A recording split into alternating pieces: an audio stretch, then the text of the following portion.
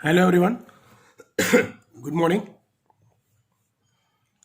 વાત હવે આપણે કરીએ આગળ એટીપી અને NADPHનો ઉપયોગ. છેલ્લે આપણે પ્રકાશ પ્રક્રિયા જોઈતી.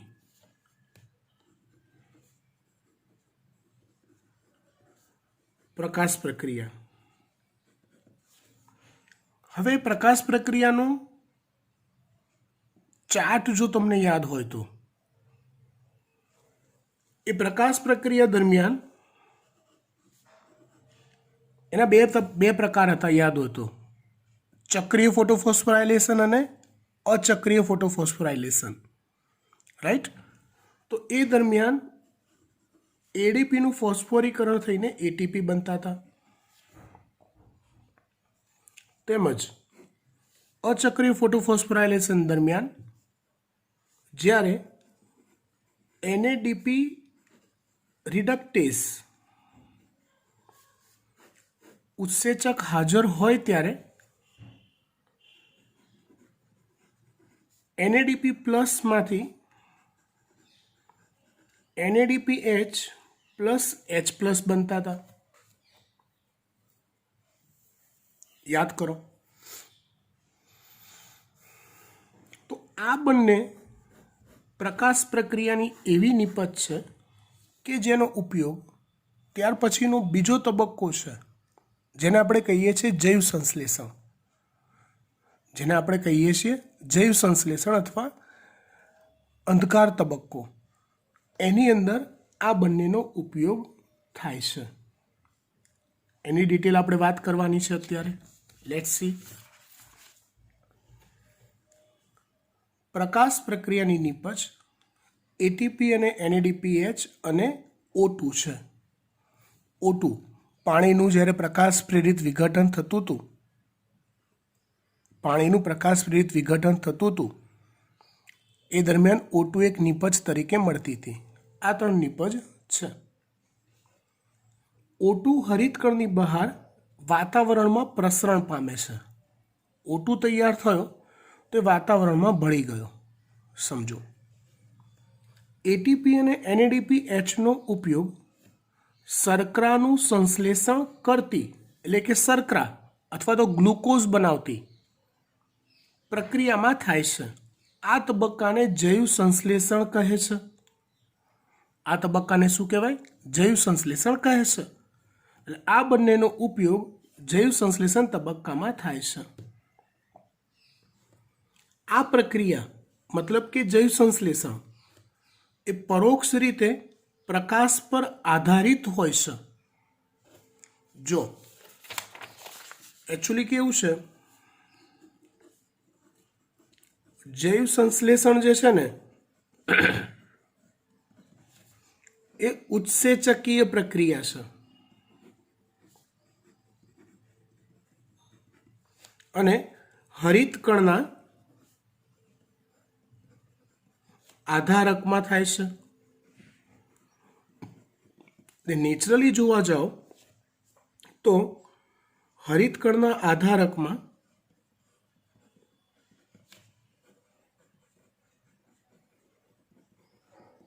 જો જરૂરી ઉત્સેચકો, જૈવ સંશ્લેષણ થવા માટેના જરૂરી ઉત્સેચકો જો હાજર હોય તો જૈવ સંશ્લેષણ પ્રક્રિયા થવી જોઈએ.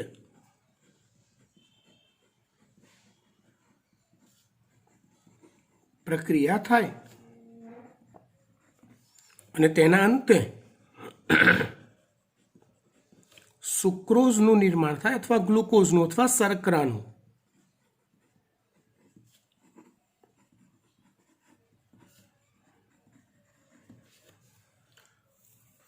પણ લોચો શું છે? તો કે જૈવ સંશ્લેષણ પ્રક્રિયામાં NADPH અને એટીપી આ બંનેનો વપરાશ થાય છે. જૈવ સંશ્લેષણ પ્રક્રિયામાં આ બંને ઘટકો વપરાય છે. જેની પ્રાપ્તિ પ્રકાશ પ્રક્રિયા પર આધારિત હોય છે.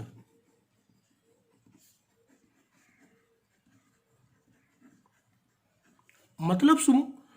તો કે આ બંને જોઈએ છે, લાવો. ક્યાંથી લાવશો? લાવો તો આ બંને આપો, પ્રક્રિયા જૈવ સંશ્લેષણ કરવી છે, NADPH અને ATP લાવો. ક્યાંથી લાવશો? તો એ મળે છે પ્રકાશ પ્રક્રિયા જ્યારે થાય. પ્રકાશ પ્રક્રિયા છે એ પ્રકાશ પર આધારિત છે. સૂર્યપ્રકાશ મળે તો જ પ્રકાશ પ્રક્રિયા થાય છે.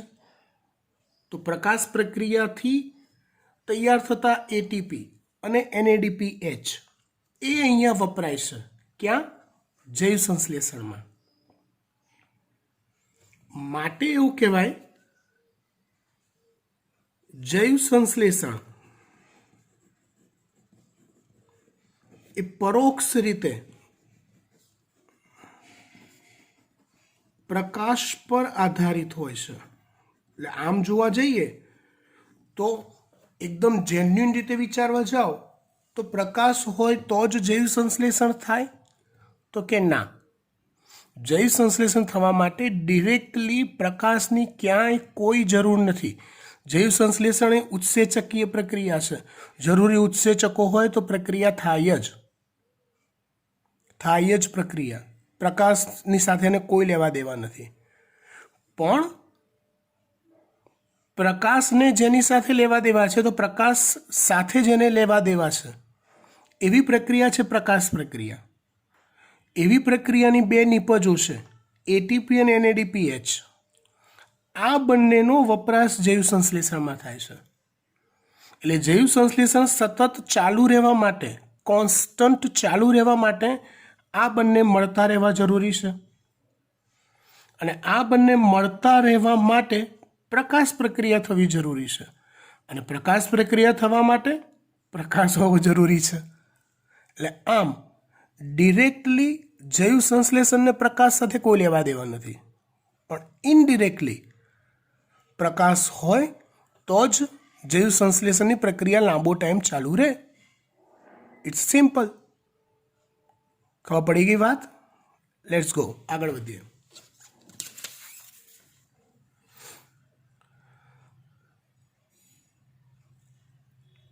આ પ્રક્રિયા પરોક્ષ રીતે પ્રકાશ પર આધારિત હોય છે. એટલે કે ATP અને NADPH પર આધારિત હોય છે. આ વાતનું પરીક્ષણ, કન્ફર્મેશન, પ્રયોગ એવી રીતે કરી શકાય કે પ્રકાશની પ્રાપ્યતા અટકાવતા, એટલે વનસ્પતિને પ્રકાશ આપવાનું બંધ કરી દઈએ તો જૈવ સંશ્લેષણ પ્રક્રિયા થોડોક સમય સુધી ચાલુ રહે છે, ત્યારબાદ બંધ થઈ જાય છે. મતલબ કે અગાઉ જે પ્રકાશ પ્રક્રિયા થઈ હશે એમાંથી જે ATP અને NADPH બનેલા હશે એનો સ્ટોક જ્યાં સુધી હશે ત્યાં સુધી જૈવ સંશ્લેષણ ચાલુ રહ્યું. જેવા ATP અને NADPH પૂરા થઈ ગયા એટલે જૈવ સંશ્લેષણ અટકી ગયું. ડન? ફાઇન. ત્યારબાદ ફરી જો પ્રકાશ આપવામાં આવે તો પુનઃ શરૂ થાય છે. ફરી પ્રકાશ આપો એટલે પાછી પ્રકાશ પ્રક્રિયા ચાલુ, એટલે પાછી આપણને ATP અને NADPH ની નિપજ મળવાની ચાલુ, એટલે પાછું જૈવ સંશ્લેષણ ચાલુ. ઓકે. આથી જૈવ સંશ્લેષણને અંધકાર પ્રક્રિયા પણ કહે છે, કેમ કે ડિરેક્ટલી અને પ્રકાશ સાથે કોઈ લેવા દેવા નથી માટે. આગળ વધીએ. આ પ્રક્રિયામાં એટલે કે અંધકાર પ્રક્રિયામાં H2O ની સાથે CO2 જોડાઈને CH2O n ટાઈમ, આ એક સામાન્ય સૂત્ર છે શર્કરાનું. જો જૈવિક અણુઓ ચેપ્ટર આવડતું હોય તો કાર્બોહાઈડ્રેટનું સામાન્ય સૂત્ર આપી શકાય CH2O n ટાઈમ. રાઈટ? તો આ પ્રક્રિયામાં H2O ની સાથે CO2 જોડાઈને શર્કરા ઉત્પન્ન થાય છે. મતલબ કે વાતાવરણમાંથી CO2 વપરાય છે, પાણીની સાથે એની રાસાયણિક પ્રક્રિયા થાય છે, CO2 અને H2O જોડાઈને CH2ON એટલે કે શર્કરાનું નિર્માણ થાય છે.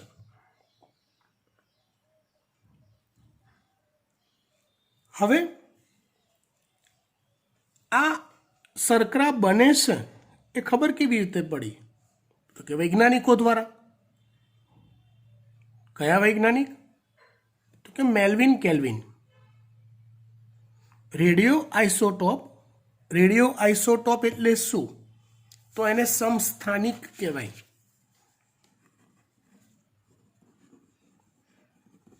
રેડિયો આઇસોટોપ મતલબ સમસ્થાનિક. રેડિયો આઇસોટોપ મતલબ સમસ્થાનિક. સમસ્થાનિક એટલે શું? તો જેના પરમાણુ ક્રમાંક સરખા પણ પરમાણુ ભારાંક કે દળાંક જુદા જુદા. આવા તત્વોને રેડિયો આઇસોટોપ કહેવાય છે. જેમ કે કાર્બન, જેનો પરમાણુ ક્રમાંક છે 6,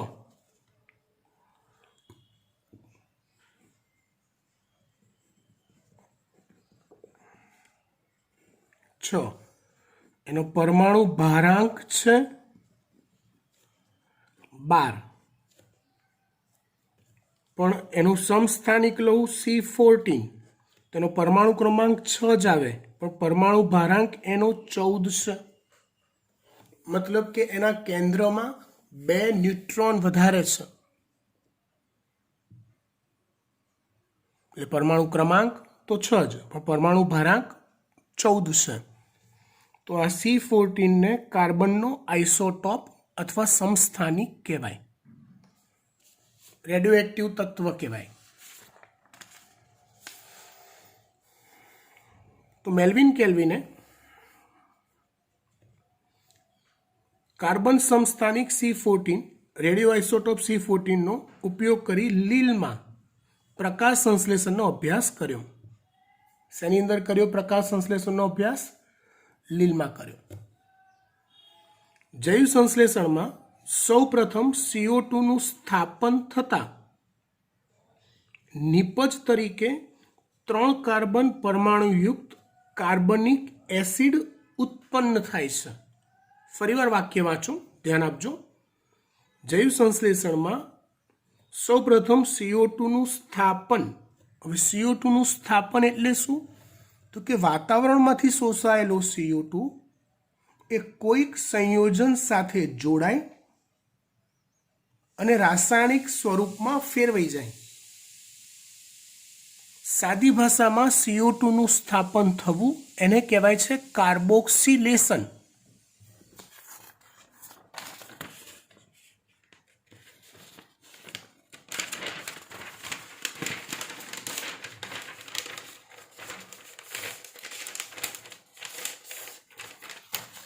CO2 સ્થાપન એટલે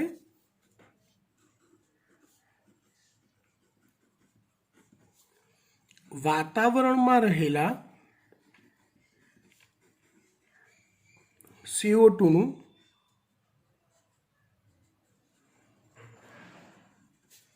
કોઈક સંયોજન સાથે જોડાવું અને રાસાયણિક સંયોજન સ્વરૂપમાં ફેરવાવું એને CO2 સ્થાપન કહેવાય. વાતાવરણનો CO2 વનસ્પતિ દેહમાં કોઈક સંયોજન સ્વરૂપે સ્થાપિત થયો. આ ક્રિયાને કોઈ X સંયોજન હોય એની સાથે CO2 જોડાય તો એને કાર્બોક્સિલેશન કહેવાય.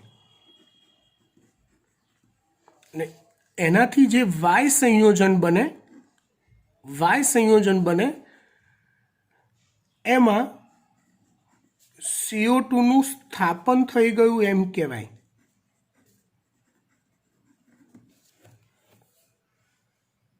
એટલે વાય સંયોજનમાં CO2 ના જે કાર્બન અને ઓક્સિજન પરમાણુઓ છે એ ભળી ગયા હોય એવું કહેવા માંગે છે. તો જૈવ સંશ્લેષણમાં સૌપ્રથમ CO2 નું સ્થાપન થતાં નિપજ તરીકે 3 કાર્બન પરમાણુયુક્ત કાર્બનિક એસિડ ઉત્પન્ન થાય છે. એટલે CO2 નું સ્થાપન થઈ આ વાય તરીકે જે સંયોજન બને છે એ કોણ બને છે તો કે કાર્બનિક એસિડ બને છે. સમજો બરાબર. કેટલા કાર્બન ધરાવતો? 3 કાર્બન ધરાવતો. કેટલા કાર્બન ધરાવતો? 3 કાર્બન ધરાવતો. આવું સંશોધન થયું. 3 કાર્બન ધરાવતો કાર્બનિક એસિડ બને છે. CO2 નું સ્થાપન થતાં જે પ્રથમ સંયોજન બને એ 3 કાર્બનયુક્ત કાર્બનિક એસિડ હોય છે.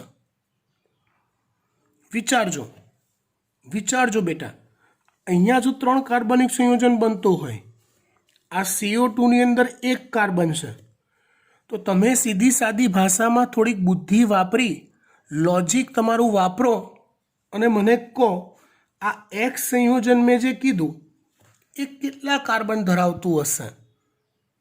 તો તમે કહેશો સાહેબ 2 કાર્બન ધરાવતું હશે. કેમ કે આમાં 2 કાર્બન હોય અને આ CO2 નો 1 કાર્બન ઉમેરાયો તો જ કાર્બનિક એસિડ જે બને છે 3 કાર્બન વાળો બને. હે ને? હા કે ના? હા. બસ આવું જ વિચારીને વૈજ્ઞાનિકો દે પ્રયોગો કરવા અને સંશોધનો કરવા મંડી પડ્યા અને 2 કાર્બન ધરાવતું સંયોજન કયું છે કે જે CO2 સાથે જોડાય છે એ શોધવા મંડી પડ્યા. પણ મહેનત કરીને થાકી ગયા. કોઈ એવું સંયોજન ના મળ્યું કે જે 2 કાર્બન ધરાવતું હોય અને જૈવ સંશ્લેષણની શરૂઆત કરવા CO2 સાથે જોડાતું હોય. કોઈ એવું સંયોજન ના મળ્યું. મળ્યું તો શું મળ્યું? ટ્રેજેડી છે, ધ્યાન આપજો. મળ્યું તો શું મળ્યું? તો 5 કાર્બન ધરાવતું એક સંયોજન મળ્યું. RUBP નામ થોડુંક તમારા માટે જાણીતું થશે. રિબ્યુલોઝ એટલે એક પ્રકારની પેન્ટોઝ શર્કરા. Ribulose ribulose 1,5 biphosphate. RU મતલબ રિબ્યુલોઝ, બાયફોસ્ફેટ. અહીંયા 1,5 મતલબ શું? તો રિબ્યુલોઝ એટલે 5 કાર્બન ધરાવતી શર્કરા. એના પહેલા અને 5મા બંને કાર્બન પર ફોસ્ફેટ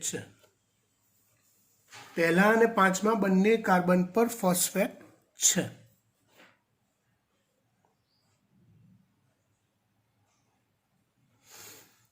જેને કહેવાય છે રિબ્યુલોઝ બાયફોસ્ફેટ. તો વૈજ્ઞાનિકોને સંશોધન કરતા એ ખબર પડી કે 5 કાર્બન ધરાવતું સંયોજન RUBP રિબ્યુલોઝ 1,5 બાયફોસ્ફેટ સાથે CO2 જોડાય છે. લો બોલો. તો લોચો એ પડ્યો. આ સંયોજન હવે ધારો કે આના પર ચોકડી વાગી જાય,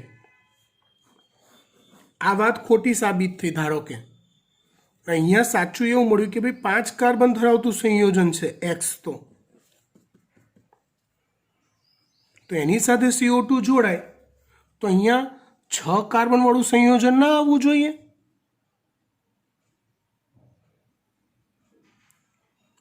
તમે સમજી શકો છો ને હું શું કહેવા માંગુ છું? પહેલા વૈજ્ઞાનિકોએ શું વિચાર્યું એ કન્ફર્મ થઈ ગયું કે ભાઈ जैव संश्लेषणની શરૂઆતમાં વાતાવરણના CO2નું સ્થાપન થાય છે અને સ્થાપન થઈ પ્રથમ જે સંયોજન મળે છે વાય નામનું, એ 3 કાર્બનયુક્ત કાર્બનિક એસિડ છે. એ સંયોજન કયું છે? 3 કાર્બનયુક્ત કાર્બનિક એસિડ છે. તો હવે એમાં 3 કાર્બન હોય, આ એક CO2, તો આ X સંયોજન કે જેનું કાર્બોક્સિલેશન થતું હોય એ 2 કાર્બન ધરાવતું હોવું જોઈએ. આવી ધારણા કરી વૈજ્ઞાનિકોને, મંડી પડ્યા શોધ સંશોધન કરવા, પણ એવું એક પણ સંયોજન ના મળ્યું કે જેમાં 2 કાર્બન હોય અને CO2 એની સાથે સ્થાપન થતું હોય. સંશોધન કરતાં ખબર પડી કે એ સંયોજન તો 5 કાર્બન વાળું છે, RuBp. તો અહીંયા જો હું RuBp વિચારું તો એમાં 5 કાર્બન, 1 CO2, 6 કાર્બન. તો આ સંયોજન 3 કાર્બન વાળું કેવી રીતે આવે? તો સંશોધન કરતાં ખબર પડી કે ભાઈ અહીંયા સમીકરણ સંતુલિત કરવાનું છે. એ કાર્બનિક એસિડના 2 અણુ મળે છે. કાર્બનિક એસિડના કેટલા અણુ મળે છે? 2 અણુ મળે છે.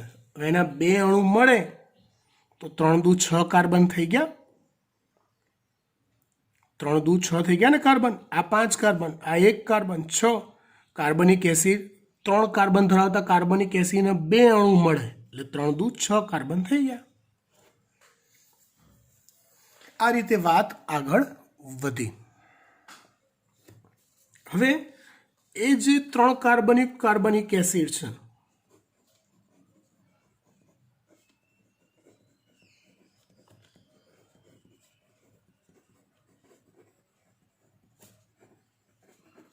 એ કયો?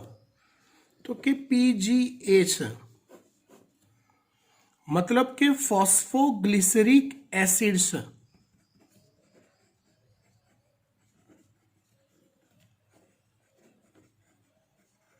અહીંયા આગળ 3 લગાવી શકાય. 3 એટલે શું? તો કે ગ્લિસરિક એસિડના 3જા નંબરના કાર્બન પર ફોસ્ફેટ જોડાયેલો છે. 3 આગળ લખું, મતલબ ગ્લિસરિક એસિડના 3જા નંબરના કાર્બન પર ફોસ્ફેટ છે. જેમ અહીંયા આપણે કહીએ કે રિબ્યુલોઝ 1,5 બાયફોસ્ફેટ. તો બાયફોસ્ફેટ એટલે 2 ફોસ્ફેટ. રિબ્યુલોઝ 5 કાર્બન ધરાવે છે, તો એના પહેલા કાર્બન પર પણ અને 5મા કાર્બન પર પણ, પહેલા અને 5મા બંને કાર્બન પર ફોસ્ફેટ જોડાયેલો છે. તો અહીંયા RuBp છે, આ CO2 છે, અને અહીંયા PGA ના 2 અણુ મળે છે. આટલું સંશોધન થયું. પણ વૈજ્ઞાનિકો એટલે વૈજ્ઞાનિકો એને દુનિયાભરની જુદી જુદી જાતની ભાતની બધી વનસ્પતિઓ પર સંશોધન કર્યું અને ચેક કરવા ટ્રાય કર્યો.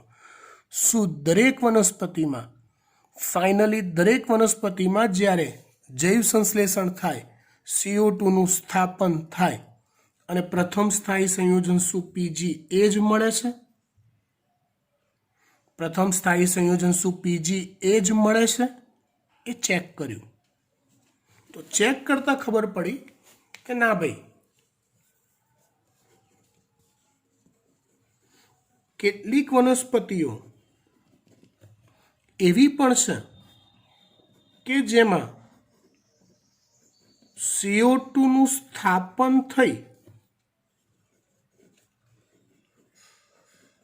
રચાતું પ્રથમ સંયોજન, રચાતું પ્રથમ સંયોજન 4 કાર્બનયુક્ત OAA હોય. મતલબ ઓક્ઝેલો એસિટિક એસિડ હોય.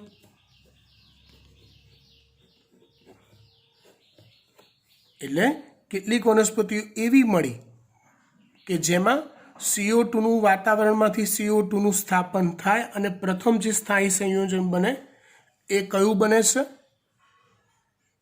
4 કાર્બનયુક્ત ઓક્ઝેલો એસિટિક એસિડ પણ બને છે.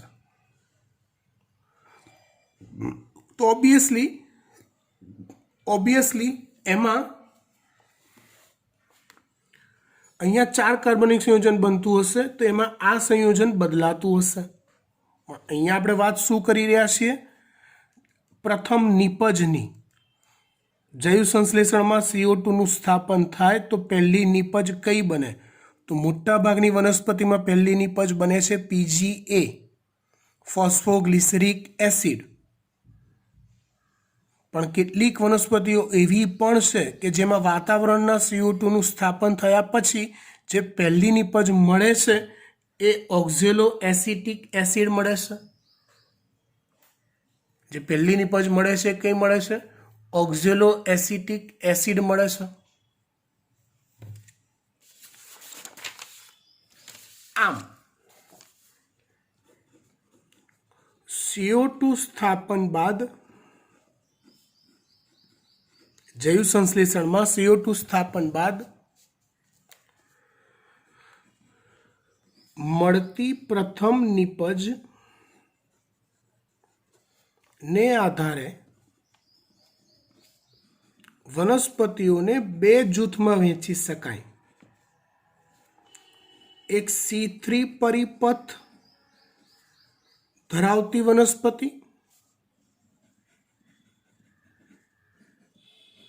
અને બીજી C4 પરિપથ ધરાવતી વનસ્પતિ. C3 પરિપથ ધરાવતી વનસ્પતિ અને બીજી છે C4 પરિપથ ધરાવતી વનસ્પતિ. C3 પરિપથ ધરાવતી જે વનસ્પતિઓ છે એટલે શું? તો કે CO2 સ્થાપન બાદ પ્રથમ સ્થાયી સંયોજન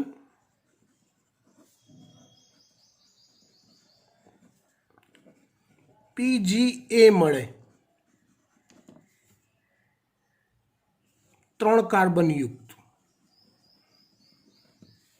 અને C4 પરિપથ ધરાવતી વનસ્પતિ એટલે CO2 સ્થાપન બાદ પ્રથમ સ્થાયી સંયોજન OAA મળે, 4 કાર્બન યુક્ત. OAA મળે 4 કાર્બન યુક્ત. ઓક્ઝેલો એસિટિક એસિડ એટલે પ્રથમ સ્થાયી સંયોજન કેટલા કાર્બન યુક્ત મળે છે એના આધારે બે પ્રકાર પડે.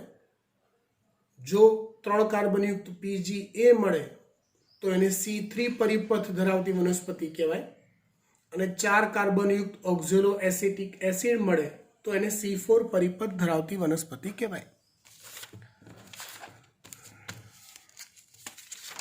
આપણે વાત કરી રહ્યા છીએ ATP અને DPH નો ઉપયોગ ક્યાં થાય છે એની. તો જૈવ સંશ્લેષણમાં CO2 નું સ્થાપન થતાં નિપજ તરીકે 3 કાર્બન પરમાણુયુક્ત કાર્બનિક એસિડ ઉત્પન્ન થાય છે. આ સંશોધન મેલ્વિન કેલ્વિન દ્વારા થયું. 3 કાર્બનિક કાર્બનિક એસિડ એટલે કયો? PGA, phosphoglyceric acid. આ સંશોધન મેલ્વિન કેલ્વિન દ્વારા થયું માટે એને એટલે કે જૈવ સંશ્લેષણને કેલ્વિન ચક્ર તરીકે પણ ઓળખવામાં આવે છે. જેમાં સૌ પ્રથમ નિપજ 3-ફોસ્ફોગ્લિસરિક એસિડ છે. 3 મતલબ ગ્લિસરિક એસિડના 3જા નંબરના કાર્બન સાથે ફોસ્ફેટ જોડાયેલો છે. કેટલીક વનસ્પતિઓમાં CO2 સ્થાપન થતાં બનતી પ્રથમ સ્થાયી નિપજ 4 કાર્બન યુક્ત કાર્બનિક એસિડ ઓક્ઝેલો એસિટિક એસિડ પણ જોવા મળે છે. આમ CO2 સ્થાપન પ્રક્રિયાને આધારે વનસ્પતિઓને બે જૂથમાં વહેંચી શકાય.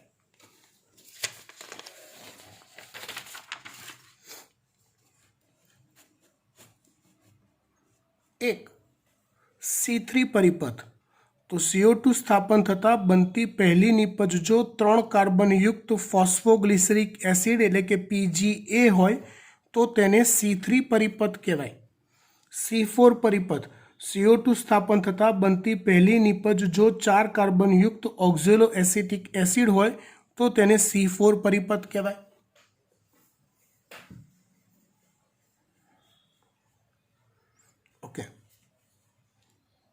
હવે CO2 નો પ્રથમ ગ્રાહક, આ વાત બી મેં સમજાવી દીધી છે. વર્ષો સુધી સંશોધન કરી CO2 નો ગ્રાહક કોઈ 2 કાર્બનિક પદાર્થ શોધવા માટે પ્રયાસ થયા. કેમ કે પ્રથમ સ્થાયી નિપજ જો 3 કાર્બનયુક્ત મળતી હોય CO2 સ્થાપન બાદ, તો એ પ્રક્રિયક 2 કાર્બન વાળો હોવો જોઈએ એવું મનાતું હતું. પણ સંશોધન પછી ખબર પડી કે તે 5 કાર્બન યુક્ત કીટોઝ શર્કરા હતી. આલ્ડોઝ કીટોઝ, યાદ આવી ગયું? ફાઇન. Ribulose 1,5 biphosphate. ત્યાર પછી આપણે વાત કરીએ છીએ કેલ્વિન ચક્ર.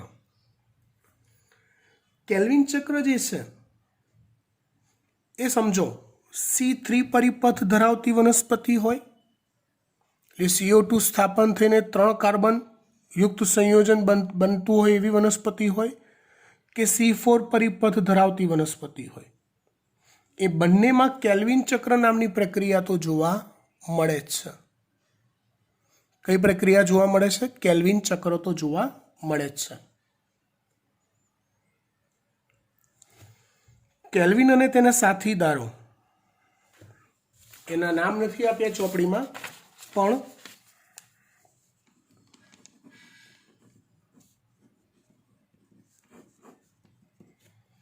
એ કેલ્વિન, બેન્સન અને બાસામ આ વૈજ્ઞાનિકો હતા. કેલ્વિન, બેન્સન અને બાસામ.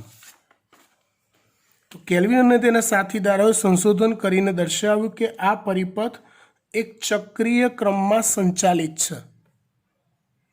મતલબ એક ચક્ર સ્વરૂપમાં. પ્રક્રિયાઓ 2 પ્રકારની હોય.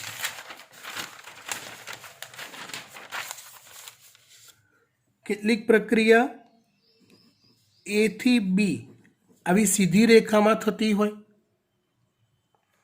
કેટલીક પ્રક્રિયા આવી હોય A માંથી B બનતો હોય, B માંથી કંઈક C બનતો હોય, C માંથી ફરી પાછો A બનતો હોય. તો આવી જે પ્રક્રિયાઓ હોય એને ચક્રીય પ્રક્રિયાઓ કહેવાય. અને આ સીધી રેખાની પ્રક્રિયાઓ કહેવાય. તો કેલ્વિન ચક્ર એક ચક્રીય પ્રક્રિયા છે. રાસાયણિક પ્રક્રિયાઓ થાય છે ખરી, A માંથી B, B માંથી C બને છે ખરું, પણ ફરી પાછું શરૂઆતમાં જે પ્રક્રિયક વપરાયો તો એ પુનઃ પ્રાપ્ત થઈ જાય છે. કેલ્વિન અને તેના સાથીદારો સંશોધન કરીને દર્શાવ્યું કે આ પરિપથ એક ચક્રીય ક્રમમાં સંચાલિત છે. એક ચક્રીય ક્રમમાં સંચાલિત છે,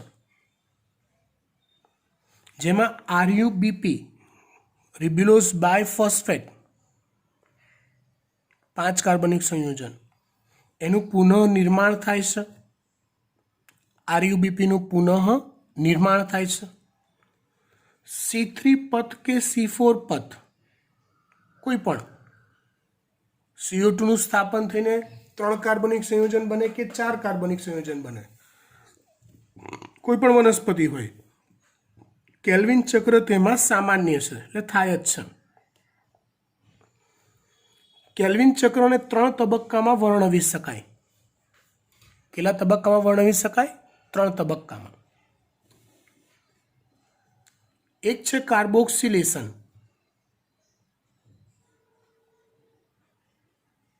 બીજું છે રિડક્શન, અને ત્રીજું છે પુનઃનિર્માણ.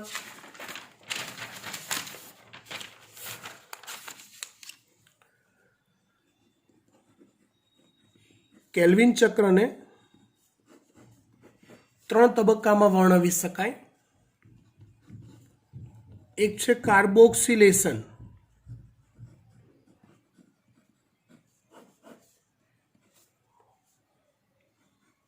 બીજું છે રિડક્શન,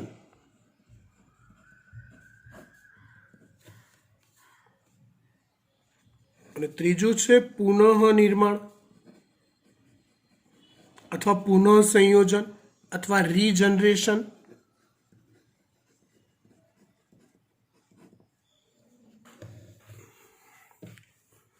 કાર્બોક્સિલેશન, રિડક્શન, પુનઃનિર્માણ અથવા રીજનરેશન.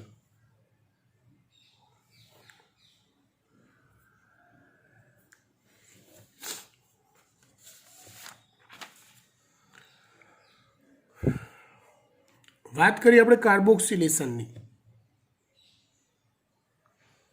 કેલ્વિન ચક્રમાં કાર્બોક્સિલેશન અતિ નિર્ણાયક તબક્કો છે. આ તબક્કામાં CO2 દ્વારા આરયુબીપીનું કાર્બોક્સિલેશન થાય છે. સમજો, આરયુબીપી પ્લસ CO2, એનું આરયુબીપી સાથે CO2 જોડાયો, કાર્બોક્સિલેશન થયું. એ થતાં 2 અણુ PgA મળે છે. ફોસ્ફોગ્લિસરિક એસિડના કેટલા અણુ મળે છે? 2 અણુ. ફોસ્ફોગ્લિસરિક એસિડના કેટલા અણુ મળે? 2 અણુ મળે છે.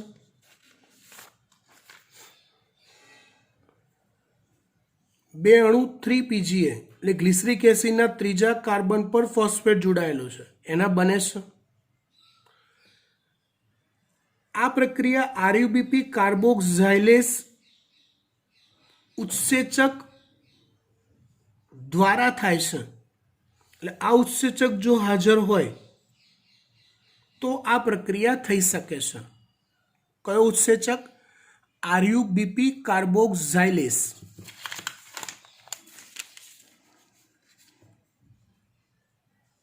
જો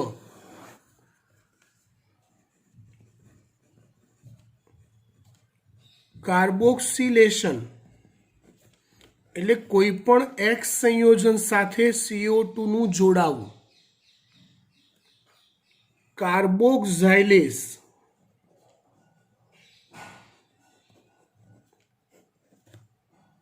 તો X સંયોજનને CO2 સાથે જોડાણ કરવા પ્રેરતો જે ઉત્સેચક હોય એને કાર્બોક્સાઇલેસ કહેવાય. એવી રીતે એક શબ્દ આપું છું હું, ઓક્સિજનેશન. આ ચોપડીમાં આપેલો શબ્દ છે. આને તમે ઓક્સિજનેશન પણ કહી શકો ને ઓક્સિડેશન પણ કહી શકો. એટલે શું? તો કે કોઈ X સંયોજન સાથે O2 નું જોડાવું અથવા X સંયોજનનું ઓક્સિડેશન થવું. અને હું શબ્દ આપું છું ઓક્સિજનેસ. એટલે X સંયોજનને O2 સાથે જોડવા પ્રેરતો ઉત્સેચક જેને ઓક્સિજનેસ કહેવાય. અહીંયા મજાની વાત એ છે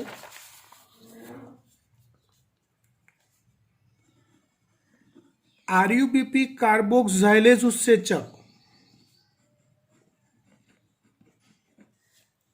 આપણે એવું કીધું કે એ ઉત્સેચકની મદદથી આરયુબીપી સાથે CO2 નું જોડાણ થઈ 2 અણુ 3PgA ના મળે છે એવું કીધું. એ ઉત્સેચક હોય તો આ પ્રક્રિયા થાય. પણ આરયુબીપી કાર્બોક્સાઇલેસ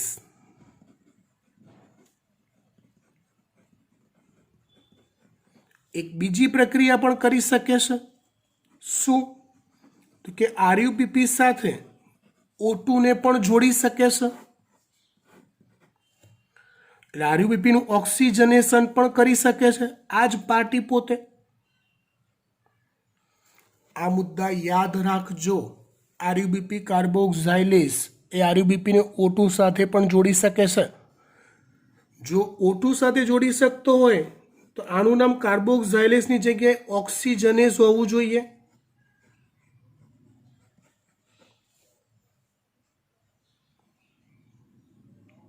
હા કે ના? તો આરયુબીપી કાર્બોક્સાઇલેસ અને આરયુબીપી ઓક્સિજનેસ આવા 2 નામ એક જ પાર્ટીના આપી શકાય. માટે એનું ટૂંકું નામ આપ્યું છે રૂબિસ્કો. પૂરું નામ આપવું હોય તો આવું આપી શકાય. આખું નામ રિબિલોઝ બાયફોસ્ફેટ આરયુબીપી એટલે કે રિબ્યુલોઝ બાયફોસ્ફેટ, કાર્બોક્સાઇલેઝ ઓક્સિજનેઝ બે કામ કરતો ઉત્સેચક છે. એટલે હવે આવું નામ સતત બોલવાનું આવે તમારે, આરબીપી કાર્બોક્સાઇલેઝ ઓક્સિજનેઝ, આરબીપી કાર્બોક્સાઇલેઝ ઓક્સિજનેઝ, તો તમને અઘરું પડે છે એમ વૈજ્ઞાનિકોને અઘરું પડે, એટલે મેં ટૂંકું નામ કરી દીધું. શું કરી દીધું? રૂબિસ્કો. વાત કરીએ છીએ આપણે CO2 સ્થાપન કાર્બોક્સિલેશનની. તો એ પ્રક્રિયા આરબીપી કાર્બોક્સાઇલેઝ ઉત્સેચકની હાજરીમાં થાય છે. પ્રક્રિયાના અંતે બે અણુ 3PGA નામ બને છે. આરબીપી કાર્બોક્સાઇલેઝ એ આરબીપીનું ઓક્સિજનેશન પણ કરી શકે છે. આથી તેને આરબીપી કાર્બોક્સાઇલેઝ કે ઓક્સિજનેઝ કહેવાય છે, અથવા ટૂંકું નામ આપ્યું છે રૂબિસ્કો તરીકે ઓળખવામાં આવે છે. કાર્બોક્સિલેશન થયું, પહેલો તબક્કો થયો જેમાં આરબીપી સાથે CO2 જોડાયો અને બે અણુ PGA મળ્યા.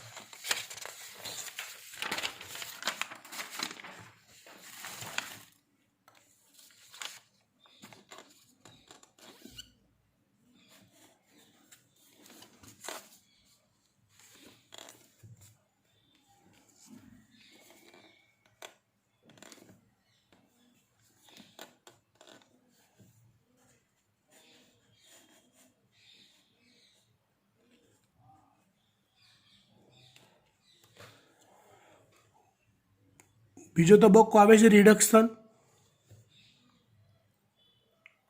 રિડક્શન, જેમાં PGA નું રિડક્શન થાય છે. જો પહેલા તબક્કામાં આરબીપી નું કાર્બોક્સિલેશન થયું, બે અણુ PGA ના બન્યા. બીજા તબક્કામાં રિડક્શન થાય, બે અણુ PGA થી પ્રક્રિયા શરૂ થાય. એનું રિડક્શન કરવામાં બે ATP વપરાય, બે ATP વપરાઈને ADP બન્યા, અને બે NADPH વપરાય એટલે 2 NADP પ્લસ. જો રિડક્શન થવું એટલે PGAમાં હાઇડ્રોજન આયન અથવા પ્રોટોન ઉમેરાવા. હવે આની અંદર ઉમેરવા હોય પ્રોટોન તો કોઈકે આપવા પડે, તો એ પ્રોટોન કોણ આપે છે? NADPH આપે છે. એ પ્રોટોન કોણ આપે છે? NADPH આપે છે. એટલે એ 2PGA હવે 2PGAL માં ફેરવાય છે. ફોસ્ફોગ્લિસરાલ્ડિહાઇડમાં.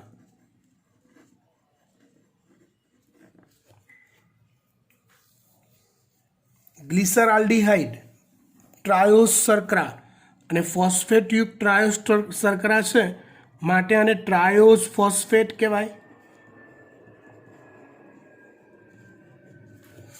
પ્રક્રિયા ફરીવાર સમજો. PGA નું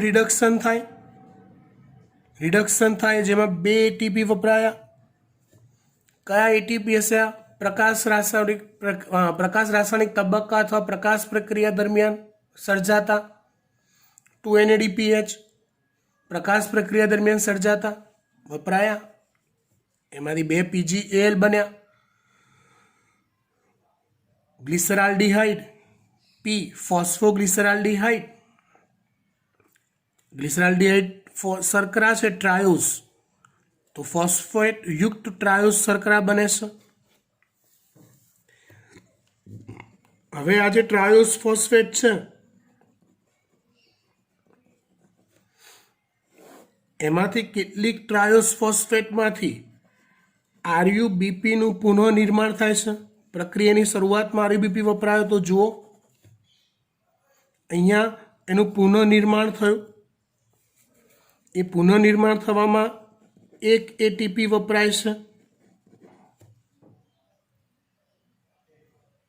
અને કેટલીક ટ્રાયોસ ફોસ્ફેટમાંથી ગ્લુકોઝ અથવા શર્કરા બને છે। એટલે આમ ગ્લુકોઝ બનતો જાય છે અહીંયા, અને કેટલાક ટ્રાયલ્સ ફોસ્ફેટમાંથી આરયુબીપીનું પુનઃનિર્માણ થાય છે, જેમાં એક એટીપી વપરાય છે। એટલે આ આખી પ્રક્રિયાને આપણે જો ચક્ર સ્વરૂપે સમજવા જઈએ તો કંઈક આ રીતે સમજી શકાય। આને કહેવાય કેલ્વિન ચક્ર।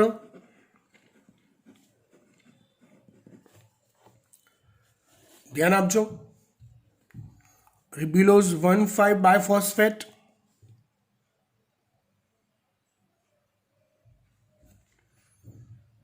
CO2 ઉમેરાયો, H2O ઉમેરાયો વાતાવરણમાંથી। પ્રક્રિયાનું નામ છે કાર્બોક્સિલેશન। આ પ્રક્રિયા છે, 3 પ્રક્રિયા, કાર્બોક્સિલેશન, રિડક્શન અને પુનઃસર્જન। તો પહેલા કાર્બોક્સિલેશન થઈને શું બન્યું? 3-ફોસ્ફોગ્લિસરેટ એટલે કે PGA બન્યો। એ PGA માંથી ટ્રાયોસ ફોસ્ફેટ બની। કઈ ટ્રાયોસ ફોસ્ફેટ બની? તો PGAL બન્યું।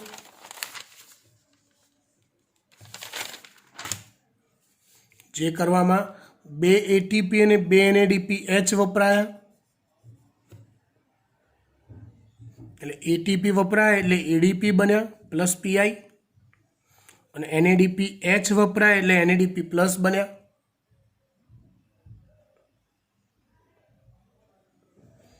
3-ફોસ્ફોગ્લિસરેટ માંથી ટ્રાયોસ ફોસ્ફેટ, એ ટ્રાયોસ ફોસ્ફેટ માંથી 2 પ્રક્રિયા થઈ, એક પુનઃસર્જન થઈને રિબ્યુલોઝ બાયફોસ્ફેટ બન્યો, માટે આને ચક્રીય પ્રક્રિયા કહેવાય। અને કેટલાક ટ્રાયોસ ફોસ્ફેટમાંથી સુક્રોઝ અથવા સ્ટાર્ચ બન્યો, એ દરમિયાન એક એટીપી વપરાયો। હવે ગ્લુકોઝનો એક અણુ બનાવવા માટે આ ચક્ર 6 વાર ફરવું જરૂરી છે, સમજો।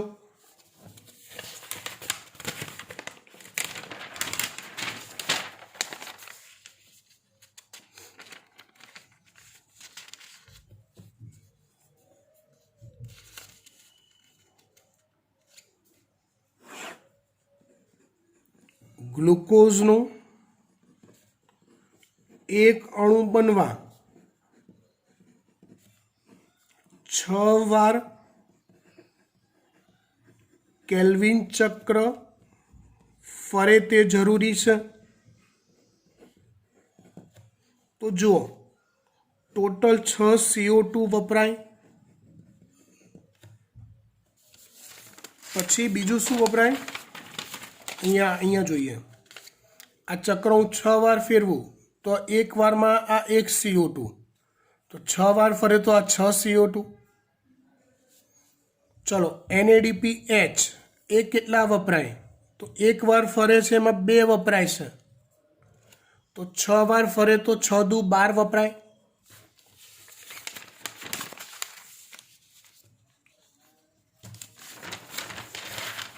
મતલબ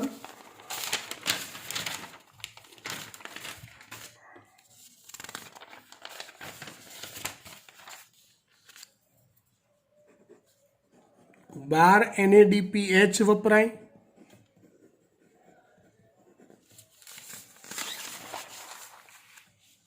એટીપી તો જુઓ અહીંયા 2 વપરાયા, અહીંયા 1 વપરાયો, 3 વપરાયા, ચક્ર 6 વાર ફરે તો 6 તરી 18 વપરાય।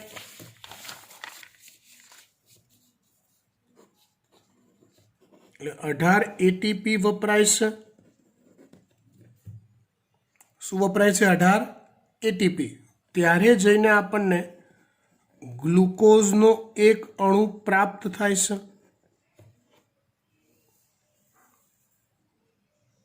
અહીંયા જુઓ, પ્રકાશ પ્રક્રિયામાંથી એટીપી અને NADPH મળે છે, જે અહીંયા વપરાય છે, પણ એટીપી અને NADPHના આંકડામાં અહીંયા અસંગતતા છે,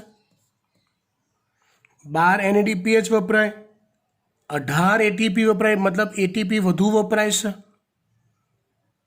તો એ ખોટ સરભર કરવા ચક્રીય ફોટોફોસ્ફોરાયલેશન થાય છે. યાદ કરો, અચક્રીય ફોટોફોસ્ફોરાયલેશનમાં ATP અને NADPH બંને મળે, જ્યારે ચક્રીય ફોટોફોસ્ફોરાયલેશનમાં ફક્ત ATP જ મળે.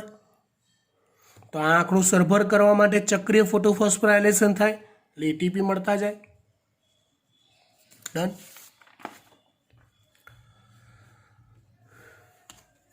ગ્લુકોઝનું નિર્માણ કરતી પ્રક્રિયાઓની આ શૃંખલા છે રિડક્શન. આ તબક્કામાં પ્રત્યેક CO2ના અણુનું સ્થાપન કરવા માટે ATPના 2 અણુ અને NADPHના 2 અણુ ઉપયોગમાં લેવાય છે. ATPના 2 અણુ અને NADPHના 2 અણુ ઉપયોગમાં લેવાય છે. ATPનો ઉપયોગ ફોસ્ફોરાયલેશન માટે અને NADPHનો ઉપયોગ રિડક્શન કરવા માટે થાય છે. આ પરિપથમાં ગ્લુકોઝનો એક અણુ બનવા માટે CO2ના 6 અણુઓનું સ્થાપન અને ચક્રનું 6 વખત ફરવું જરૂરી છે. રીજનરેશન અથવા પુનઃસર્જન. આ ચક્રને અવરોધ કે ખલેલ વિના સતત ચાલતું રહેવા માટે CO2ના ગ્રાહી અણુ RUBPનું પુનઃસર્જન થવું જરૂરી છે. મતલબ છેલ્લે RUBP મળતો જ રહેવો જોઈએ, કેમ કે મળે તો જ ફરીથી નવા CO2 સાથે જોડાઈ શકાય.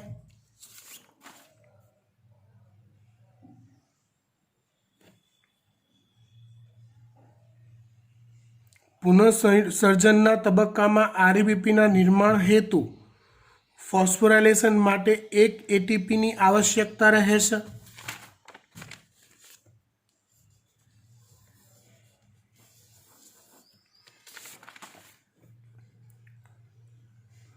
કેલ્વિન ચક્રમાં CO2ના પ્રત્યેક અણુનો પ્રવેશ કરાવવા માટે ATPના 3 અણુ અને NADPHના 2 અણુની આવશ્યકતા રહે છે.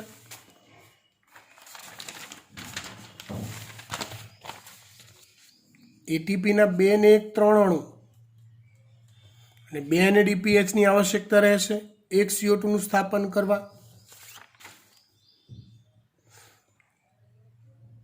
અંધકાર પ્રક્રિયામાં વપરાતા NADPH અને ATPની સંખ્યામાં તફાવતને પહોંચી વળવા માટે ચક્રીય ફોટોફોસ્ફોરાયલેશન થાય છે, જેમાંથી વધારાના ATP મેળવી શકાય.